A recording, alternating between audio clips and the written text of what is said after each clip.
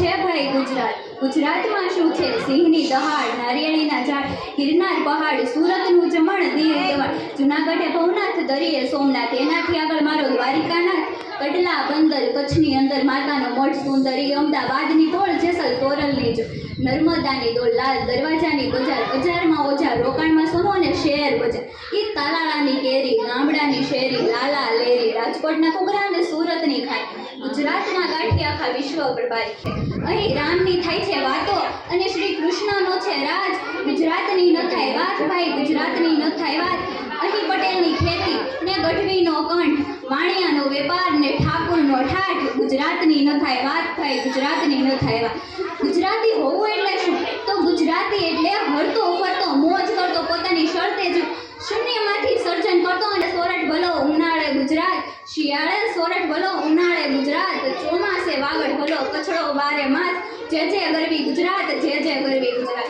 અમને ગુજરાતીને નથી કંઈ જોઈતું મફત, અમને ગુજરાતીને નથી કંઈ જોઈતું મફત. વહીવટમાં એકા અને ના કરીએ કદી કપટ. અમે ધંધામાં ઉપાડીએ રીસ અને નથી મંદીની બીક, કારણ કે અહીં તો માંગો 10 ને આપે 20. બેઠો છે એવો દ્વારિકાધીશ એટલે નથી કોઈની બીક, બસ અહીં તો ઠાકર કરે એ જ ઠીક.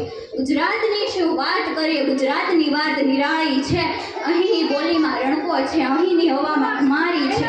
અમે ગર્વથી ગુજરાતી, અમે હરખથી ગુજરાતી, અમે ટણીથી નહીં, અમે ઠસળથી ગુજરાતી.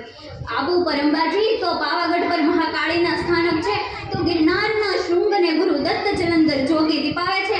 ત્યારે કહેવાનું મન થાય કે શ્રી કૃષ્ણની વાસળીના કટકા જો હોઠે માંડો તો સૂરની સરિતા નીકળે. શ્રી કૃષ્ણની વાસળીના કટકા જો હોઠે માંડો તો સૂરની સરિતા નીકળે. અને દત્ત જેવા જલંધર જોગી ફૂંક મારે તો ધુઆ જે તપતા નીકળે. સાહેબ, ધુઆ જે તપતા નીકળે.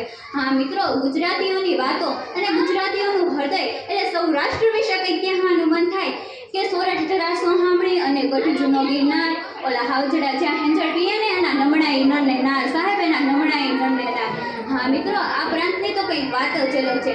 અહીંના રીત રિવાજ, વેશભૂષા, ધર્મ જાતિમાં અને એકતાનું રૂપ જોવા મળે છે. ત્યારે કહેવાનું મન થાય કે ખોદો એક કૂવાને આખી સરિતા નીકળે, ખોદો એક કૂવાને આખી સરિતા નીકળે. અને જનક જેવા આવીને ભળાકે તો આજે પણ આ ધરતીમાંથી માં સીતા નીકળે.